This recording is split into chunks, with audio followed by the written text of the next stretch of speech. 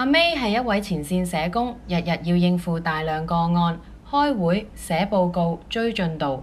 佢成日覺得做極都做唔完，唔知自己目標係咩。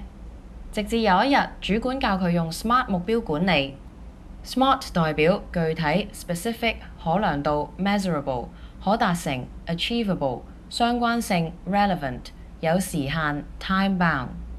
以前阿 May 會寫提升長者服務質素，聽落好，但唔夠清晰。依家佢咁寫，未來3個月內每月探訪80%住戶長者，並進行滿意度調查，清楚好多，仲可以追蹤進度。另一個例子，阿 May 想改善青少年輔導參與度，佢設定咗呢個 SMART 目標，喺6星期內舉辦3次主題小組活動，每次吸引至少10位青年參加，並收集職場反饋。有數據、有時限、有成果。結果佢唔再覺得混亂，反而更有方向，工作更有滿足感。SMART 唔只係工具，係幫助我哋社工由迷失走向成效嘅導航系統。